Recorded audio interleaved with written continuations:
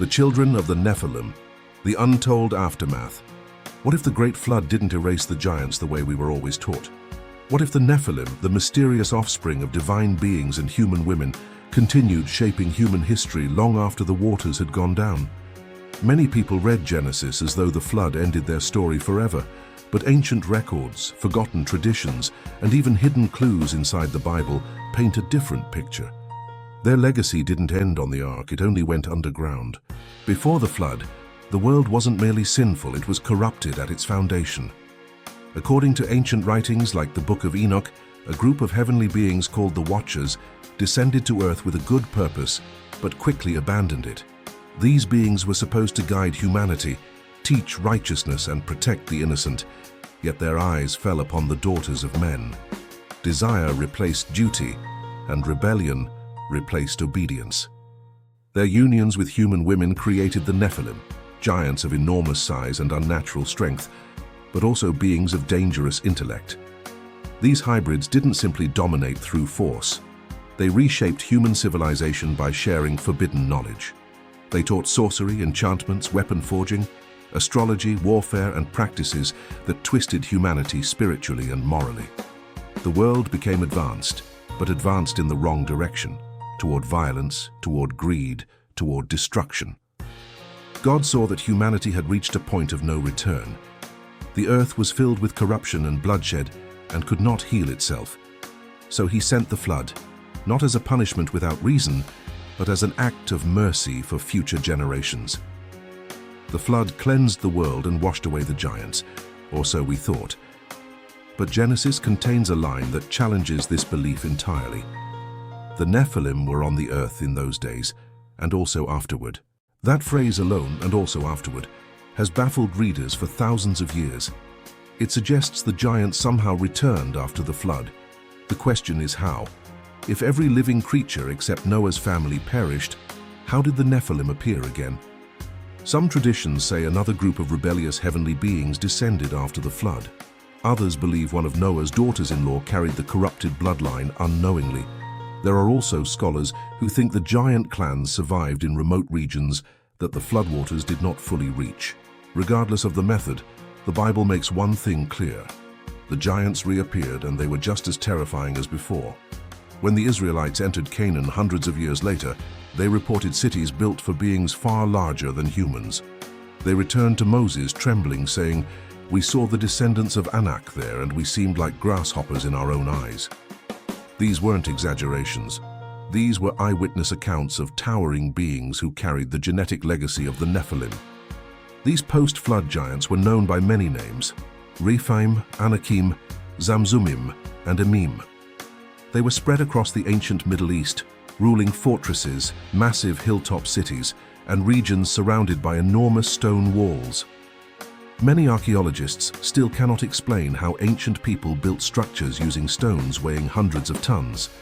Some believe the giants left behind the architectural knowledge that allowed civilizations to construct massive monuments, perhaps even influencing the earliest pyramids, ziggurats, and megalithic temples. But something changed as time passed. The bloodline weakened. The giants lost the sheer power they once possessed, and their numbers dwindled. Yet even a single giant clan posed a threat so serious that God instructed Israel to eliminate them completely when entering the Promised Land. This wasn't about cruelty. This was about preventing another global catastrophe. If the hybrid bloodline survived, they could have once again plunged the world into corruption, just as before the flood. We finally understand the Israelite conquest from a new angle. It wasn't simply about territory. It was about purifying the earth from a surviving remnant of the Watchers' rebellion. When Moses sent spies into Canaan, their fear wasn't caused by ordinary enemies. It was caused by giants. They were staring at the very beings Genesis warned about, beings that should not have existed after the flood, but somehow did. The Rephaim, one of the most feared giant tribes, lived in fortified regions like Bashan. Their king, Og, was so large that the Bible takes the time to specifically mention the dimensions of his iron bed, over 13 feet long. This wasn't mythical storytelling. It was a recorded detail to show just how massive these beings were. Og, ruled over a land filled with massive stone circles, ancient ruins, and giant monuments that still puzzle researchers to this day. Then there were the Anakim, the direct descendants of the Nephilim. Their presence terrified the Israelites so deeply that an entire generation refused to enter the land God promised them. Their height, strength, and reputation were overwhelming. It wasn't until the leadership of Joshua that Israel finally faced them head-on. Scripture says Joshua cut off the Anakim from nearly every region, burning their cities and driving them out. Yet the Bible also gives us a crucial detail. A remnant escaped. Only in Gaza, in Gath, and in Ashdod did some remain. This single sentence explains one of the most famous stories in the entire Bible. The giants weren't gone. They were simply hiding. From this remnant of surviving giants came a towering warrior who would one day step onto the battlefield of the valley of Elah. That warrior was Goliath of Gath. He wasn't just a tall man, he was a descendant of the same bloodline that existed before the flood. His height, his strength, and his defiance were echoes of a rebellion thousands of years old. When David faced Goliath, it wasn't merely a shepherd boy fighting a soldier.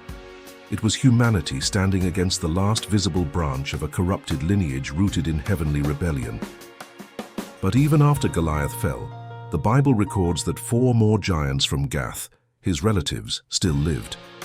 David and his mighty men confronted and defeated them one by one. Each battle was another piece of this ancient war finally being resolved. Slowly, the giant clans died out, and their physical presence faded from history. But according to the book of Enoch, something disturbing remained. When giants died, their souls did not return to heaven nor become fully human spirits. Instead, they became restless, wandering entities, what many traditions identify as the origin of demons. These spirits, neither human nor angelic, were trapped in a state of eternal frustration and corruption. Unable to find rest, they sought influence among mankind, whispering temptations, fueling chaos, and spreading destruction. This interpretation explains why demonic spirits in the New Testament behave as they do, seeking bodies to inhabit, fearing judgment, and recognizing spiritual authority. Their origins might trace back not to fallen angels directly, but to the disembodied spirits of their hybrid offspring. As humanity advances today, some believe we may be repeating the patterns of the ancient world. With technologies like genetic modification, artificial intelligence, human-animal hybrids, and the merging of man with machine, we are again walking a dangerous line.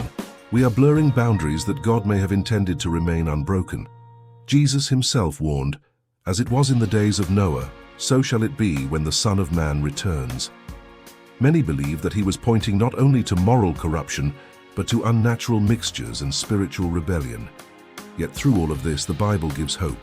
It tells us that Michael the Archangel, the warrior of heaven who once fought against the Watchers, still stands guard today.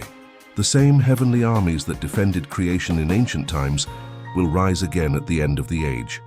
God has not abandoned humanity. His protection is real, and his purpose is unstoppable.